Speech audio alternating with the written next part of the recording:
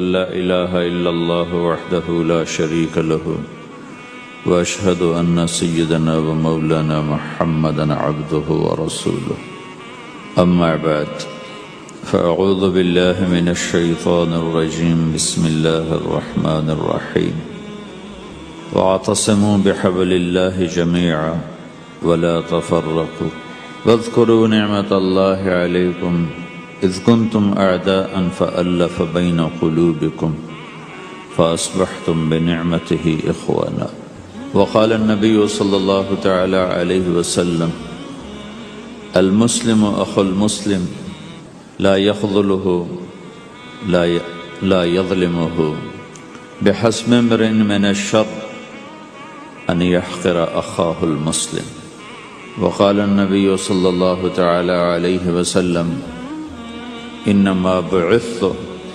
لأتمم مکارم الاخلاق او کما قال اللہ اکبر۔ میرے محترم بھائی اور دوستو، اسلام ایک زندگی گزارنے کا طریقہ ہے، صرف چند عبادات کا نام اسلام نہیں، یہ پوری ایک زندگی ہے۔ اور اس زندگی کو سکھانے کے لیے، چونکہ انسان پیدائشی طور پہ جاہل پیدا ہوتا ہے، اسے کچھ نہیں آتا، اسے سیکھنا پڑتا، اور جو سیکھتا ہے باہر سے سیکھتا ہے، سیکھا سکھایا نہیں پیدا ہوتا۔ کسی بچے کو آپ جنگل میں چھوڑ دو اور کوئی اس سے ملے نہیں تو وہ گونگا ہوگا، کچھ نہیں بول سکے۔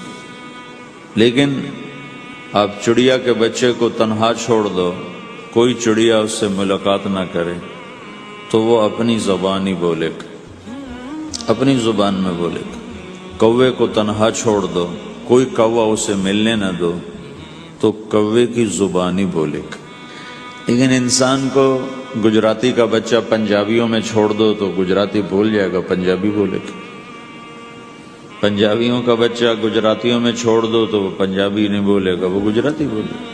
اور کوئی بھی نہ اس سے ملے، اسے تنہا چھوڑ دو تو وہ کچھ بھی نہیں بول سکے گا، گونگا ہوگا۔ تو انسان جو کچھ سیکھتا ہے باہر سے سیکھتا ہے، اور چونکہ امتحان کی جگہ ہے تو باہر دونوں چیزیں موجود ہیں، غلط بھی صحیح بھی، دونوں جنس بازار میں موجود۔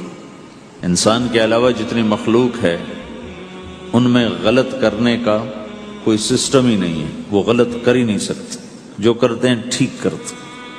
انسان کے اندر دونوں سسٹم ہیں، فَأَلْهَمَهَا فُجُورَهَا وَتَقْوَاهَا، یہ دونوں نظام لے کے چلتا ہے۔ اسلام کو سیکھنا پڑتا ہے، اور اسلام کے لیے جو سب سے بڑا سرمایہ ہے، جیسے آپ بازار میں جاتے ہو، دکان کھولتے ہو، پھیری لگاتے ہو، تو اس کے لیے پیسہ چاہیے، ڈالر چاہیے۔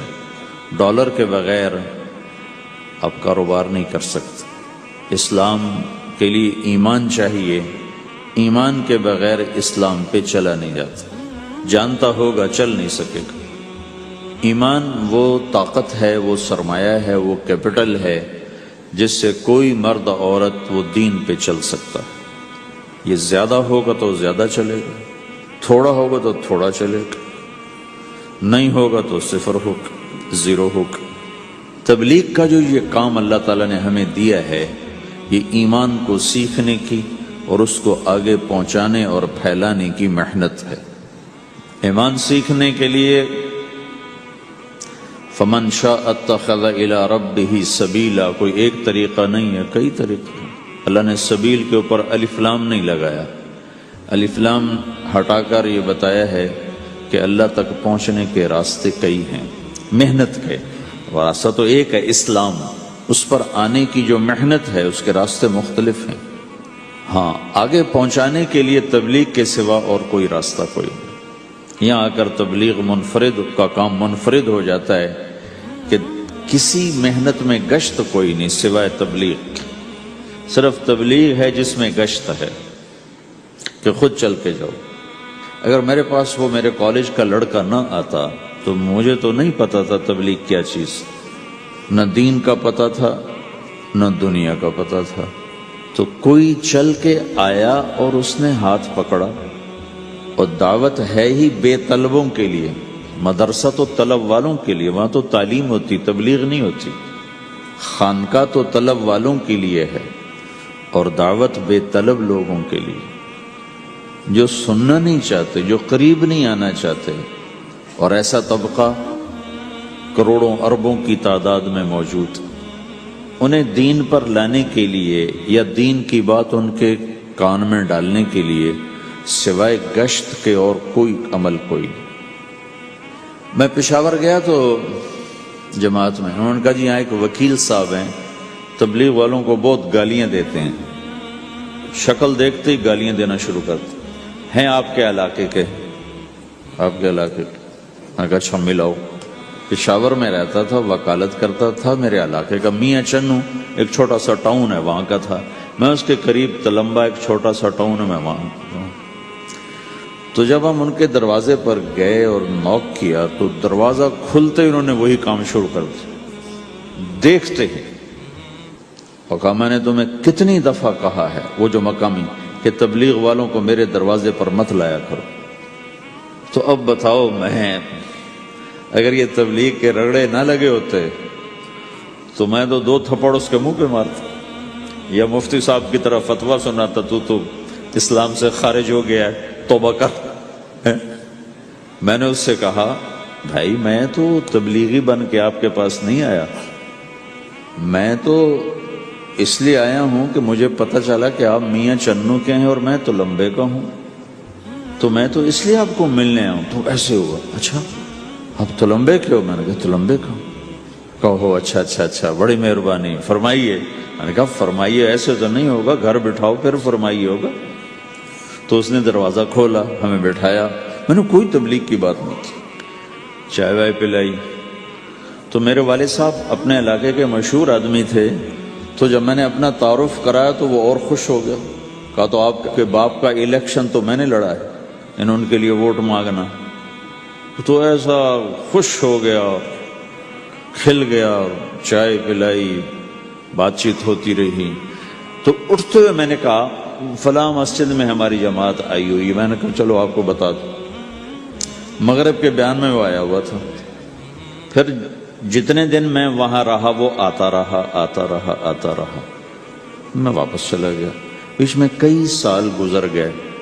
لاہور کیولری گراؤنڈ ایک مشہور جگہ، وہاں میرا بیان تھا.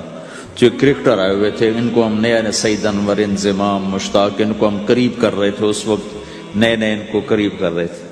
تو یہ لوگ آئے ہوئے تھے. تو بیان کے بعد ان کو لے کر ہم ایک کمرے میں بیٹھے. اس کمرے کی دیوار شیشے کی تھی. تو لوگ اندر آنے کی کوشش کر رہے تھے تو ان پہرے والے ان کو روک رہے تھے.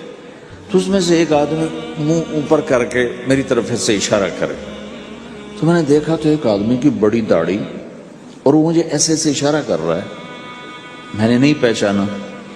تھوڑی دیر کے بعد میں نے غور سے دیکھا تو وہ وہی وکیل صاحب پشاور والے. تو میں نے کہا ان کو اندر بلاؤ، اندر بلاؤ. وہ اندر آئے تو میں اٹھ کے ملا. کہنے لگے یہ دیکھو، یہ تمہارا ایک گشت، میرا وقت بھی لگ چکا ہے، بدنوں کے چلہ لگا ہے، یہ 3 چلے لگے ہیں. تو جو دیکھو نا، آپ میں سے کئی لوگ پھیری لگاتے ہیں، جس کو گجرا پھیری لگاتا ہوں، پھیری. میں پہلے سمجھا ہی نہیں. پھیری تو کہتے ہیں چھوٹے جہاز کو جو سمندر میں چلتا ہے. میں سمجھا یہ پھیری لگاتے ہیں، پھیری. اور وہ تو گجراتی میں پھیری کہتے ہیں پھیری کو. تو پہلے تو میں چکر کھاتا رہا کہ یہ کیا ہے پھیری. پھیری تو چھوٹے جہاز کو کہتے ہیں، چھوٹا بحری جہاز. تو پھر بعد میں کسی نے کہا کہ یہ چل پھر کے سودا بھیجا. اچھا پھیری کو پھیری کہہ، تم خدا کو خدا کر دیتے ہو. خدا کا شکر. ایک تو خدا لفظ ہی میں نے پہلے کہا تھا بولنے کا نہیں ہے، ایک اس کو خدا کو خدا کر دیتے ہو، خدا کی قسم. تو تم پھیری لگاتے لگاتے گاہک بنا لیتے ہو، نہیں بناتے ہو؟ پھیری لگاتے لگاتے تم اپنے گاہک بنا لیتے. یہی تبلیغ کا کام ہے کہ پھیری لگاؤ، لوگوں کے در کھٹکھٹاؤ. کوئی لے گا کوئی نہیں لے گا. جو آپ لوگ پھیری لگاتے ہو تو سارے آپ سے سودا لیتے ہیں؟ نہیں لیتے. کوئی لیتا ہے کوئی نہیں لیتا. لیکن آپ جاتے رہتے ہو جاتے رہتے ہو جاتے رہتے ہو جاتے رہتے ہو. آہستہ آہستہ آپ اپنا اتنا کام کر لیتے ہو کہ آپ کی روٹی چل جاتی. تو سارے نبیوں نے پھیرا لگایا، کوئی نبی گھر نہیں بیٹھا. کہ میرے پاس کوئی آئے گا تو اسے سکھاؤں گا. ہر نبی نے پھیرا لگایا. اور داؤد علیہ السلام نے ایک دفعہ یہ کیا، ایک بڑا عبادت خانہ بنایا اور اس کی دیواریں اونچی کر دی، اتنی اونچی کہ اندر کوئی جا نہ سکے. اور یہ طے کیا کہ ہفتے میں ایک دن میں کسی سے نہیں ملوں گا، صرف اللہ اللہ کروں گا، ہفتے میں ایک دن. تو وہ پہلا دن تھا، اندر سے تالا لگا دیا اور خود اندر بیٹھ گئے. اور پہلا دن ہے کہ میں آج کسی سے نہیں ملوں گا. تو میرے رب کو یہ بات پسند نہیں آئی کہ نبی کا کام کٹ کے بیٹھنا نہیں ہے، لوگوں میں جانا ہے. تو اللہ تعالیٰ نے انسانی شکل میں 2 فرشتے اندر اتار دیے. اذ تصور المحراب ففزع منهم قال لا تخف خصمان بغى بعضنا على بعض فاحكم بيننا. کہا جی حضرت ہمارا جھگڑا ہو گیا ہے، ہم آپ سے فیصلہ کروانے آئے. تو داؤد علیہ السلام ڈر گئے کہ دروازہ بند ہے، یہ آئے کہاں سے؟ دیوار اتنی اونچی ہے کہ اس کے اوپر سے چھلانگ لگا کے بھی اندر نہیں آ سکتے. تو یہ کون ہے، آئی کہاں سے؟ دروازے کو دیکھیں تالا لگا ہوا ہے، دیوار کو دیکھیں اتنی اونچی ہے، تو کون چھلانگ لگا کے اندر آئے گا؟ تو ڈر گئے. تو کہنے لگے جی آپ ڈرے نہیں، ہمارا جھگڑا ہو گیا. کہ کیا جھگڑا ہے؟ کیا جھگڑا ہے؟ کہ ان ھذا اخی لہ 99 نعجہ ولی نعجۃ واحدہ فقال اکفلنیها وعزنی فی الخطاب. یہ میرا بھائی ہے، اس کے پاس 99 بکریاں ہیں، بھیڑیں، 99 بھیڑ ہے، اور میرے پاس ایک ہے. یہ مجھے کہتا ہے ایک بھی مجھے دے دے، میری 100 پوری ہو جائے. تو آپ بتاؤ یہ غلط کر رہا ہے کہ ٹھیک کر رہا ہے؟ اب یہ فیصلہ تو آپ چھوٹے سے بچے سے بھی کروا سکتے ہو. نہیں، یہ تو لطیفہ سا بن گیا، داؤد علیہ السلام کے لیے لطیفہ بن گیا کہ ایک آدمی کہتا ہے جی میرے پاس 99 ہے، تیرے پاس ایک ہے، تو ایک مجھے دے دے، میری 100 ہو جائیں. تو داؤد علیہ السلام سوچ میں پڑ گئے یہ چکر کیا ہے. تو ایک دم ان کو خیال آیا کہ اوہ، میرے رب نے مجھے پیغام بھیجا ہے کہ داؤد تجھے بندوں کو دعوت دینے کے لیے بھیجا ہے، مسلح پر بیٹھنے کے لیے نہیں بھیجا. ہاں مسلح پر بیٹھنا ہے، اس کے لیے رات ہے. قم اللیل الا قلیلا نصفہ او انقص منہ قلیلا او زد علیہ ورتل القرآن ترتیلا. چل ومن اللیل فتہجد بہ نافلۃ لک عسى ان یبعثک ربک مقاما محمودا. رات ہے، آ جاؤ.